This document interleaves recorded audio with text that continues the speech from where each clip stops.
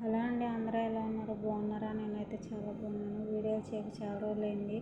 అస్సలు టైం కుదరట్లేదు, టైం ఉండట్లేదు. ఎందుకంటే ఇక్కడ వీళ్ళ పెద్దోళ్ళకి డ్యూటీలు ఉండట్లేదు, పిల్లలకి స్కూల్ ఉండట్లేదు. అలానే ఇంకా పని పొద్దున్న లేసి వెళ్తుంటేనే సాయంత్రం ఇంకా నైట్ ఇప్పుడు 2 అవుతుంది టైము. 2ంటికి వచ్చాను. ఒకవేళ మళ్ళీ ఏమన్నా వండమని కనుక పిలిస్తే కనుక మళ్ళీ వెళ్ళి వంట చేయాలి. ఎందుకంటే వీళ్ళు బళ్ళు లేనప్పుడు నైట్ పడుకోరు, బళ్ళు డ్యూటీలు లేనప్పుడు నైట్ పడుకోరు, ఇంకా పగలు పడుకుంటారు. ఇంకా అందుకని పని మనుషులను కూడా చంపుతూ ఉంటారనమాట. ఒక్కొక్కసారి 5 కూడా అయిపోయింది, ఒక్కొక్కసారి 6 కూడా అయిపోద్ది. 6ంటికంటే మనము వాళ్ళు 6ంటికి పడుకున్నా కానీ వాళ్ళు సాయంత్రం దాకా పడుకుంటారు. కానీ మనం పనిచేసే వాళ్ళము 1 గంట 2 గంటలో పడుకొనిస్తారేమో. ఇక్కడ పరిస్థితులు ఏమో ఇలాగ ఉంటాయి. ఏంటంటే ఇళ్ళ కాడ ఉండి కొంతమంది ఏంటంటే తెలియక కోయట వెళ్ళింది, బయటికి వెళ్ళారు, బయట కంట్రీకి వెళ్ళారు, ఇక్కడ ఏదో ఏసీల కింద కూర్చోబెట్టి వేలు ఇచ్చేస్తున్నట్టుగాను ఇళ్ళ దగ్గర ఉండే కొంతమంది ఏంటో డబ్బులు వడ్డీలకి ఇస్తారా, అప్పుకి ఇస్తారా, లేకపోతే 2000 ఉన్నాయా, 3000 ఉన్నాయా, 10,000 ఉన్నాయా అని అడుగుతారు. కానీ ఇక్కడ నేను ఇంటి దగ్గర ఉంటే నేను కూడా విచ్చలవిడిగా ఖర్చు పెడతాను. డబ్బులు అవసరం అయ్యాయి, అవసరం లేని ప్రతి ఒక్కటి చూసిందల్లా కొనేస్తూ ఉంటాను. కొనకపోతే మా ఆయన మీద దెబ్బలాడతాను కూడా.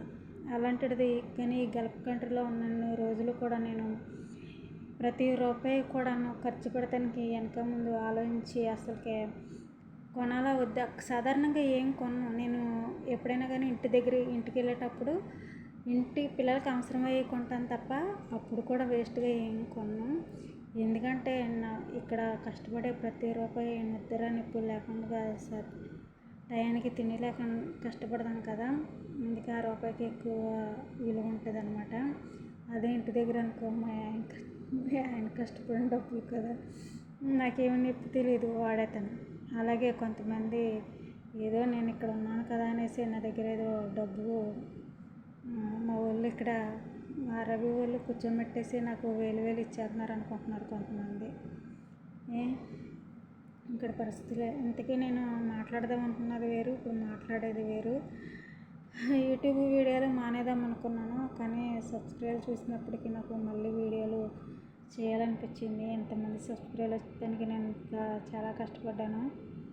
మళ్ళీ మానైతే మళ్ళీ ఎందుగా అనే ఆలోచన వచ్చింది.